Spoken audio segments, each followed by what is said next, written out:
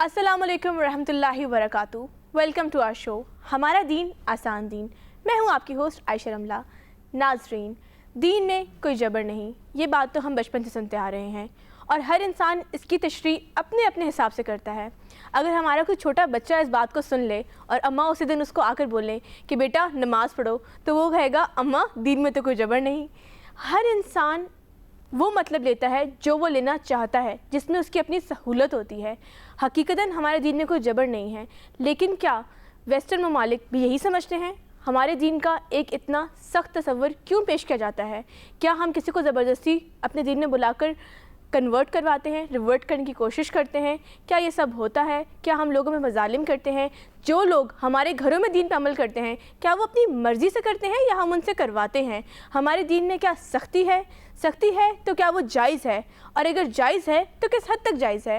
इन तमाम सवालात का जवाब लेंगे आज हम यास्मीन राशिद साहिबा से, जो कि हैं हमारी एक्सपर्ट स्पीकर, जो कि ना सिर्फ मोटिवेशनल स्पीकर हैं, टीचर हैं, काउंसलर हैं, बल्कि एक होम मेकर भी हैं। तो आइए हम उनसे मिलते हैं।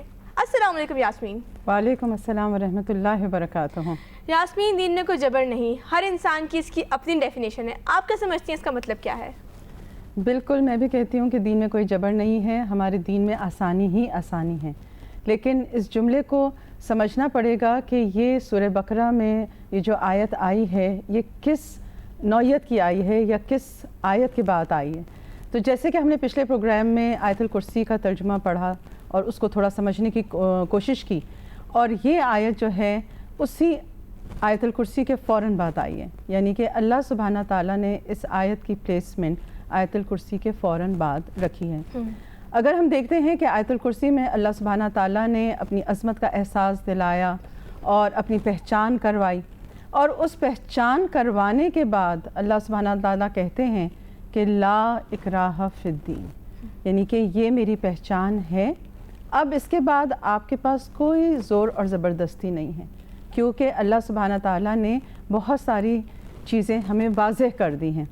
अब अगर किसी ने दीन में आना है, कोई अल्लाह को पहचानता है, उसकी अज़मत का इकरार करता है, तो उसके लिए दीन के दायरे कार में आने की खुली दावत है। तो अल्लाह सुब्हाना ताला जब अपनी पहचान करवा देते हैं, उसके बाद वो कहते हैं कि अब ज़बरदस्ती नहीं, ला इकराह फिद्दीन। और इसका यही मतलब है कि इस्लाम के इंस्टीट्यूशन में कोई दाखिला ज़बरदस्ती नहीं कर सकता। लेकिन जिसने दाखिला ले लिया, क्या फिर उसके ऊपर ये आयत आयद होती है?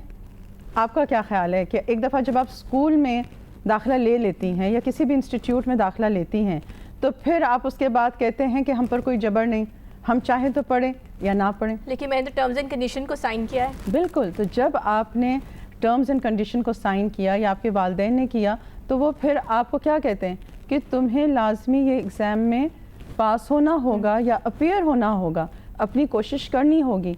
और इसी जद्दोजहद में सारे वालिदैन और आपके दोस्त और आपके हमदर्द लगे होते हैं कि वो आपको प्यार से, मोहब्बत से समझाने की कोशिश करते हैं कि हम अगर दीन के रास्ते पे चलेंगे तो इसमें सिर्फ हमारा ही फ़ायदा है। लेकिन अक्सर यास्मीन हमने देखा है कि छोटे बच्चे तो चले एक तरफ हो गए, जिनको सेंस नहीं है, जो वो इस मामले की सेंसिटिविटी को समझते नहीं है।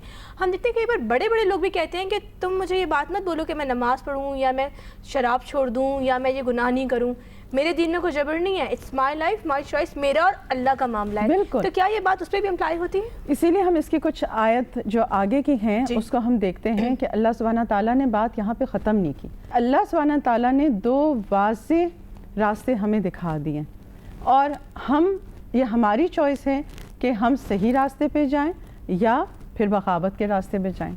और उसके बाद आगे अल्लाह क्या कहते हैं, क़द तबय्यन रुश्दु मिनल गय फमन यकफुर बित्तागूत व युमिन बिल्लाह, कि जिसने तागूत का इनकार किया उसने दरअसल असल ईमान कबूल किया। अब हम कहते हैं कि ये तागूत क्या है और इसका इनकार क्या है।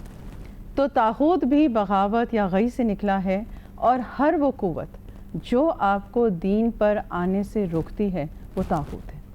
यानी कि जो भी चीज़ आपको, चाहे वो आपका अपना नफ्स हो, चाहे वो सोसाइटी हो, चाहे वो शैतान हो, चाहे वो आपके दोस्त हो।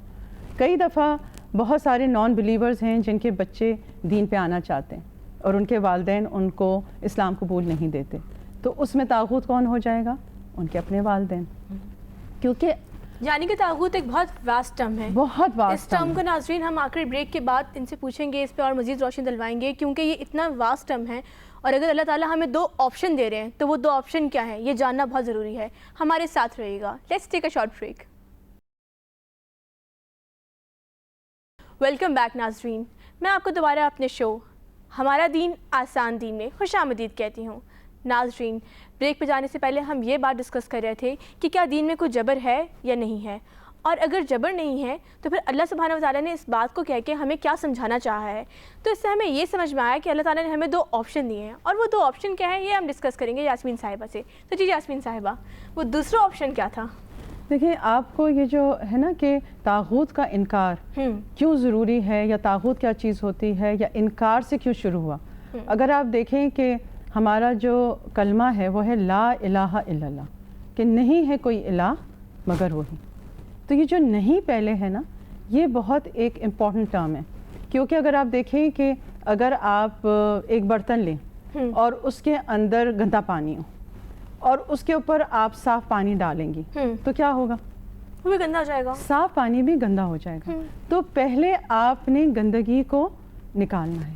یہ جو طاغوت ہے نا, اگر یہ ہمارے دل کے اوپر چھایا ہوا ہے, ہمارے دماغ پہ چھایا ہوا ہے, تو پھر ہم صحیح جو الہ ہے جس کو حق ہے پہچاننے کا, اس کو ہم نہیں پہچان سکیں گے. تو اسی لیے پہلے نگیٹ کرنا ضروری ہے. پہلے ہمیں نیگیٹیوٹی سے نکلنا ہوگا. پہلے جب ہمارے جو پرانے کانسیپٹس ہیں اس کو ہمیں نکالنا ہوگا. کیونکہ جب ہم قرآن کی طرف آتے ہیں نا, اور ہمارے پاس پہلے کے کچھ پری کنسیوڈ آئیڈیاز ہوتے ہیں, اور اس کے ساتھ لے کے ہم جب قرآن کو پڑھتے ہیں تو ہم ایک دم سے اوفینڈڈ ہو جاتے ہیں. ہم کہتے ہیں کیا مطلب, اتنے عرصے سے جو ہم کر رہے تھے تو وہ کیا سب غلط تھا؟ کیا مطلب ہے کہ یہ سب باتیں ابھی نہیں آئی ہیں؟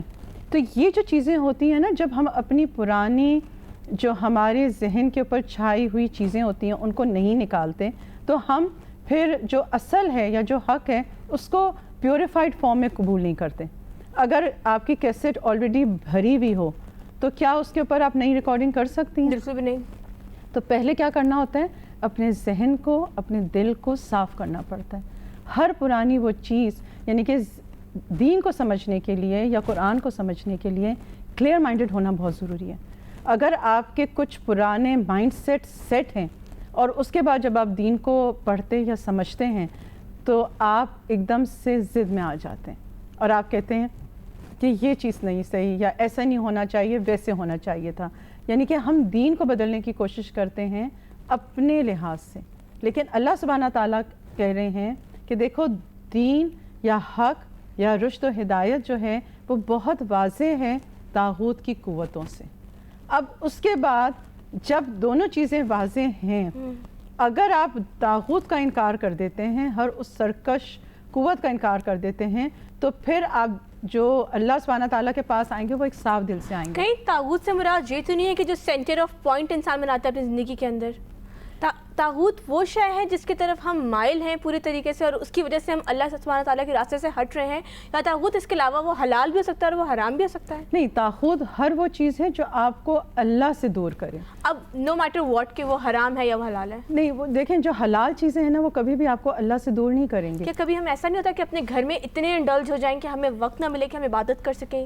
دیکھیں وہ طاغوت نہیں ہوگا, وہ کیا ہوگا؟ آپ کی زندگی کے کچھ مصروفیات ہیں, کچھ سٹیجز ہیں کہ ہم بھی جانتے ہیں اور آپ بھی جانتی ہیں کہ ہر بندہ کچھ دور سے گزرتا ہے. جو 20 سال کا بچہ یا لڑکی ہے اور ایک 40 سال کی عورت ہے, اس کی عبادات میں فرق ہوگا کیونکہ اس کی رولز اینڈ رسپانسبلٹیز مختلف ہوں گی. بے شک. اور جو 40 ایئرس کا ہے اور 60 ایئرس کا ہے تو اس کے بھی مصروفیات میں فرق ہوگا, کیونکہ 60 ایئرس تک آپ اپنی تمام ذمہ داریوں سے پورے ہو جاتے ہیں, آپ کے پاس فارغ ٹائم ہوتا ہے, آپ کا زیادہ دھیان پھر اپنی آخرت کی طرف ہوتا ہے, عبادات کی طرف تو ہوتا ہے. اور اگر آپ 60 سے 80 کے دوران ہوں گے تو پھر آپ کو سب لوگ کہیں گے کہ اب آپ اللہ اللہ کریں.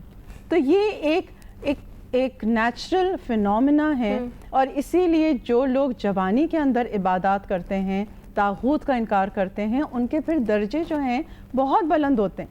یعنی کہ پھر وہ عرش کے سائے تلے ہوں گے وہ جوان جس کا دل عبادت میں لگے, جس کا دل مسجد میں لگے, جو اپنا وقت ضائع نہ کریں اور اللہ کی عبادت میں گزاریں, تو پھر اس کا درجہ اس 40 سال کے بندے سے بہت زیادہ ہوگا. اس کی قربانی بڑی ہے, اس کی قربانی بڑی ہے, کیونکہ اس کی اٹریکشنز جو ہیں اس کے ارد گرد زیادہ ہیں, اور یہ جو نفس ہے وہ آہستہ آہستہ قابو میں آتا ہے.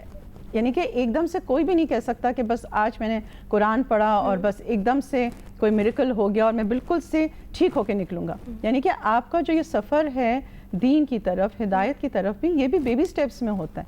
ایک دم سے اگر کئی لوگ ایک دم سے بدل جاتے ہیں نا, تو پھر آپ کچھ عرصے بعد دیکھیں گے کہ پھر وہ ایک دم سے دوبارہ اس میں بدل گئے.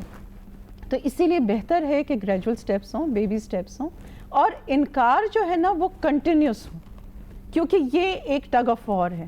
دیکھیں ہر جگہ نا آپ کو لوگ پل کر رہے ہوتے ہیں, تو اس کے اندر وہ آپ کے دوست بھی طاغوت ہو سکتے ہیں, آپ کے بعض وقت ایسے رشتہ دار بھی ہو سکتے ہیں کہ وہ کہتے ہیں تمہیں کیا ہوا ہے, ایک دم سے تم چینج ہو گئی ہو اور تم تو ابھی ینگ ہو, تمہیں کیا ضرورت ہے. بالکل بالکل, یعنی کہ وہ آپ کو انکریج کرنے کی بجائے ڈسکریج کرتے ہیں کہ آپ دین سے دور ہو جائیں, اور پھر آپ حیران ہو جاتے ہیں کہ ان کو تو مجھے سپورٹ کرنا چاہیے. تو اسی وجہ سے اللہ سبحانہ تعالیٰ نے اس چیز کو نہیں ڈیفائن کیا, بٹ انہوں نے کہا کہ جو بھی طاغوت کو دیکھ کے اس کو چھوڑ دے گا, انکار کر دے گا, تو دراصل اس نے ایک مضبوط سہارا تھام لیا. اور وہ مضبوط سہارا کیا ہے؟ وہ اللہ سبحانہ تعالیٰ کا سہارا ہے. اور جس کو اللہ مل جاتا ہے پھر اس کو کسی سہارے کی ضرورت نہیں رہتی. لیکن مومن پھسلتا بھی تو ہے. اسی لیے دیکھیں کہ جو سہارا ہوتا ہے نا, آپ دیکھیں کہ اگر آپ کبھی دیکھتے ہیں کہ کوئی کسی کو ریسکیو کر رہے ہوتے ہیں, تو وہ ایک جو وائر ہوتی ہے نا اس کے اندر ایک رنگ سی ہوتی ہے, اس کو ہم وہ ایک کڑا سا کہتے ہیں کہ جس کو آپ پکڑ لیتے ہیں. اب اللہ سبحانہ تعالیٰ نے اس رنگ کے اندر کوئی گیپ نہیں رکھا, یعنی کہ وہ مضبوط ہے. کئی دفعہ ایسا ہوتا ہے کہ وہ رنگ کے اندر ایک گیپ ہوتا ہے اور وہ اس کی وجہ سے آپ پھسل جاتے ہو. تو اللہ تو آپ کو تھامنا چاہتا ہے مضبوطی کے ساتھ. کمی کوتاہی کہاں ہوتی ہے؟ ہماری ہوتی ہے, کیونکہ ہم وہ جو گرفت ہے اس کو ڈھیلا کر دیتے ہیں. یعنی کہ ناظرین, جب ہم خود اس بات کے لیے ڈٹرمائنڈ ہوں کہ ہمیں اللہ کا سہارا پکڑنا ہے, تو آٹومیٹکلی ہمارے ارد گرد کا ماحول ویسا ہو جائے گا, ہمیں ویسے لوگ مل جائیں گے, ہمیں مدد مل جائے گی.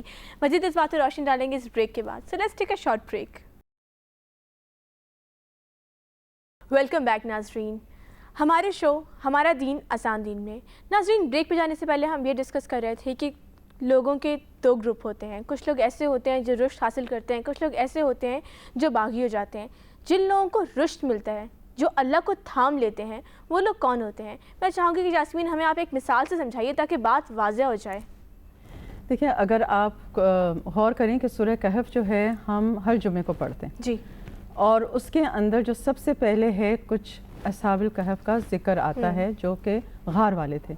اب یہ جو غار والے لڑکے ہیں یہ عام سے لڑکے ہوتے ہیں اور نوجوان ہوتے ہیں, اور یہ کیا ہوتا ہے کہ یہ اللہ کی ہدایت کو پا لیتے ہیں. اور کون ان کے خلاف ہو جاتا ہے؟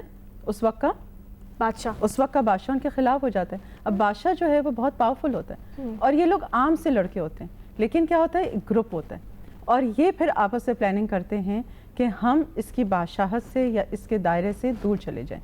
اور ہم دیکھتے ہیں کہ اللہ سبحانہ تعالیٰ ان کو گائیڈ کرتا ہے اور وہ ایک غار میں چلے جاتے ہیں, اور غار میں اللہ سبحانہ تعالیٰ ان کو پناہ دے دیتا ہے.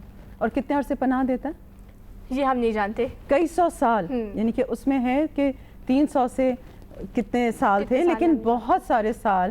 اب یہ عام سے لڑکے, اللہ نے ان کو اتنا بڑا درجہ دیا کہ قرآن میں ان کا قصہ بیان کیا, اور ساتھ میں ان کے کتے کا بھی قصہ ہے, اور ان کو اللہ نے اتنی عظمت دے دی کہ تا قیامت جب تک کہ قرآن ہے ان کا قصہ ہے, اور اس کو ہمیں بار بار پڑھایا جاتا ہے. آپ دیکھیں کہ ہر جمعے اگر ہم یہ پڑھتے ہیں سورہ کہف تو اس قصے کو بھی پڑھتے ہیں جی, اور اس کے اندر ہمیں انسپریشن ہوتی ہے کہ, اور اس میں کیا کہا جاتا ہے کہ جو یہ پہلی 10 آیات پڑھ لے گا وہ کس سے دور رہے گا؟ دجال کے فتنے سے. دجال کے فتنے سے. تو دجال کا فتنہ کیا ہے کہ وہ آپ کو, وہ کیا ہے, وہ طاغوت ہے. وہ آپ کو ہدایت کی طرف سے لے کے اندھیروں کی طرف جانا چاہتا ہے, طاغوت کی طرف بڑھا رہا ہے, اور وہ نہیں چاہتا کہ ہم رشد و ہدایت پہ رہیں. لیکن اگر ہمارے دل نے ایک, یا ہم نے اگر یہ بات ٹھان لی ہے کہ ہم نے رشد و ہدایت پر رہنا ہے, تو پھر دنیا کی کوئی طاقت ہمیں اس چیز سے نہیں ہٹا سکتی. اور ایک عام شخص کو بھی اللہ کی وہ مدد آتی ہے کہ جس کا وہ تصور بھی نہیں کر سکتا.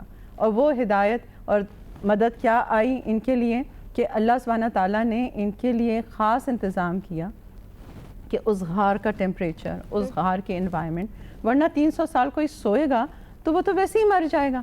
لیکن وہ کروٹ بدلتے رہے اور وہ ایک سونے کی حالت میں تھے اور ان کا اتنا روب تھا کہ کسی نے ان کو ان کی نیند سے ڈسٹرب نہیں کیا.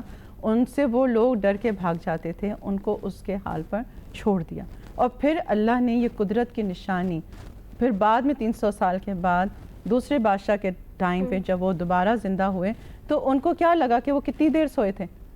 کہ شاید ہم کچھ عرصہ یا شاید دن کا کچھ حصہ. تو اللہ سبحانہ تعالیٰ نے یہاں پہ ہمیں بہت ساری نشانیاں دیں کہ ایک عام شخص کو بھی اللہ ولی اللہ بنا سکتا ہے، اس کے لیے رشد و ہدایت کے دروازے کھول سکتا ہے. کمی ہم میں ہے. اگر ایک دفعہ ہم جم جائیں اور اللہ کے سہارے کو مضبوط پکڑ لیں، یہ قرآن اور یہ نماز، تو پھر ہمیں دنیا کی کوئی طاقت نہیں ہٹا سکتی. میم کہیں نہ کہیں انسان مجھے لگتا ہے کہ احساس کمتری کا بھی شکار ہوتا ہے. وہ یہ سمجھتا ہے کہ پتہ نہیں شاید میں اس قابل نہیں ہوں، اب اتنے گناہ ہو گئے ہیں، کیا منہ لے کے اللہ کے پاس جاؤں. تو کیا انسان کو یہ سوچ کے اللہ کا وہ ہاتھ چھوڑ دینا چاہیے، وہ سہارا چھوڑ دینا چاہیے؟ آپ کو پتہ ہے کہ بعض وقت گناہ گار جو بندہ ہے وہ اللہ کے زیادہ قریب ہو جاتا ہے. وہ کیسے ہوتا ہے؟ آپ دیکھیں کہ اگر ایک بچہ ایک ماں کی نافرمانی کرتا رہتا ہے اور ہمیشہ وہ غلط کام کرتا رہتا ہے، اور اگر اسے احساس ندامت ہو جاتا ہے اور وہ ماں کے پاس آ کے معافی مانگتا ہے، تو کیا ماں اس کو ریجیکٹ کر دیتی ہے؟ نہیں، بلکہ وہ اس کو زیادہ زور سے سینے سے لگائے گی، اس کا زیادہ خیال کرے گی. بے شک. کیونکہ وہ کہے گی اس نے پہلا قدم ہدایت کی طرف اٹھایا ہے. اس کو وہ انکریج کرے گی. وہ کیا کہے گی کہ بیٹا پچھلا جو ہوا سو ہوا، اس کو بھول جاؤ. اللہ سبحانہ تعالیٰ نے توبہ کا دروازہ کھول کے ہماری زندگی کو یو ٹرن لینے سے جو ہے کھول دیا. آپ اگر کسی ہائی وے پہ چلے جاتے ہیں اور ایک دم آپ کو احساس ہوتا ہے کہ اوہو میں نے تو غلط ایگزٹ لے لی، پھر آپ کیا کرتے ہیں؟ اسی راستے پہ چلتے رہتے ہیں. آپ کہتے ہیں کہ جی بس سب چل رہے ہیں تو چل رہے ہیں. پھر آپ کیا ہوتے ہیں؟ آپ تلاش میں ہوتے ہیں کہ کہاں وہ جنکشن آئے اور میں یہاں سے یو ٹرن لوں. ہر ایک کو زندگی میں کہیں نہ کہیں اس سفر کے دوران احساس ضرور ہوتا ہے. اللہ سبحانہ تعالیٰ کی پلاننگ ہی ایسی ہے کہ وہ ہر ایک کو جگانے کی کوشش کرتا ہے. ہر ایک کی زندگی میں جھٹکا آتا ہے، اور اگر اس جھٹکے سے اس کی آنکھ کھل جاتی ہے، اس کا دل کھل جاتا ہے، اس کی بصیرت ہو جاتی ہے، تو یقین کریں کہ بعض وقت دیر سے ہدایت پر آنے والے وہ پچھلے لوگوں سے کئی آگے نکل جاتے ہیں. بے شک. یاسمین آپ کا بہت شکریہ ادا کرنا چاہوں گی میں. تو ناظرین، اس بات سے ہمیں یہ سمجھ میں آتا ہے کہ نو میٹر کس پوائنٹ آف لائف پہ آپ کو ہدایت ملتی ہے، نو میٹر کب آپ کے دل پہ کوئی بات لگتی ہے، نو میٹر آپ کا وہ کنیکشن کب بلڈ ہوتا ہے، پھر اس کے بعد آپ اس کو جاننے مت دیں، پھر اس کے بعد اللہ کے ساتھ تعلق جوڑے رکھیں. اللہ تعالیٰ کو اس بات سے کوئی فرق نہیں پڑتا کہ آپ نے اس کے پیچھے کیا کیا. اگر آپ نے سچے دل سے توبہ کر لی، بات ساری کی ساری یہ ہے کہ اپنی نیت صاف کریں، اپنی نیت کو اللہ کے لیے خالص کریں. اللہ آپ کا ہاتھ دوبارہ